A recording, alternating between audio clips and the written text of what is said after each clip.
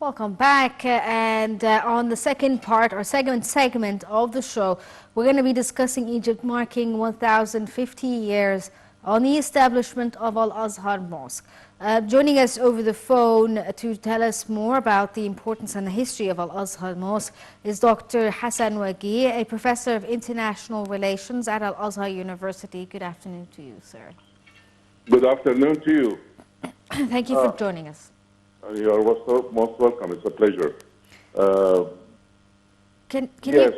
Can you tell us a bit about Al-Azhar Mosque and it is one of the oldest mosques here in Egypt and the Arab world. Can you tell us a bit about its history and what was the intention of its creation, behind its creation, rather? Yes, when it comes to the history for Al-Azhar, it's a long history, as you have already mentioned, and it is one of the oldest universities and mosques in the world, in the entire world. Actually, Al-Azhar's importance came through many phases of history, of Egypt's history and the world history, because when you have historic events like when the Tartars invaded the right flank of the Islamic Ummah long time ago, which is Baghdad, Iraq. Iraq failed to be part, and the Tartars already annihilated everything in Baghdad, as history tells us. And on the left flank of the Islamic Ummah was Andalusia, and Andalusia, there was a fall of Andalusia. So Al-Azhar is in the center of the whole Ummah, and it is in the center of Egypt. Is the center.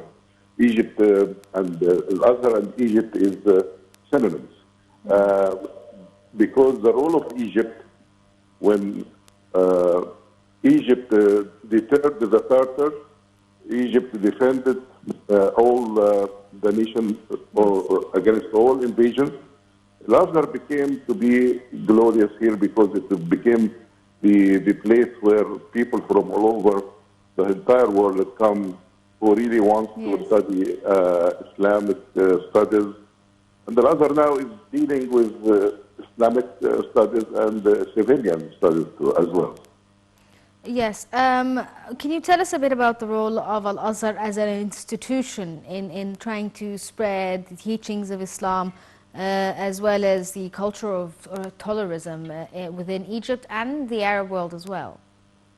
Yeah, actually, Al-Azhar cares to address two concepts, multiculturalism and cross-cultural communication, stressing tolerance and toleration. At Al-Azhar, you have these two key words, tolerance when you are sympathetic with others, toleration when you are totally different with others, but you have to co-live with them. You have to be decent with them. You have to treat people all over the world with the best of manners. These are the rules of the Prophet, peace be upon him, and the Holy Quran. And Al-Azhar is implementing or trying to implement this spirit. Yes. A part of Al-Azhar's tools as an institution is the University of Al-Azhar itself. It is one of the most distinguished universities here in Egypt, and it attracts students from all over the world. Can you tell us a bit more about the university, what kind of teachings go within the university, and what attracts the foreigners to come learn at Al-Azhar? Actually, yes, we have, let us say that the number of the students from abroad, almost estimated like 40,000 people from all the countries of the world. Yes. So this would be very indicative to the multiculturalism at Al-Azhar. So Al-Azhar cares about course teaching, Islamic teaching, basic courses in jurisprudence, in creed, the studies of comparative religions. All of these are in Al-Azhar. Add to that civilian colleges like engineering, medicine, linguistics, etc. So it combines. Dr. Hassan, are you still with us? You hear me? Yes, I can hear you clearly now. Yeah.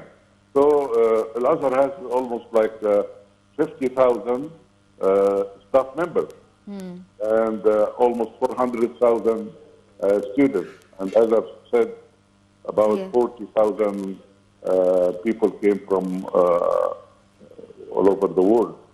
So I think this is the role of Al-Azhar is to transmit the moderate version of Islam,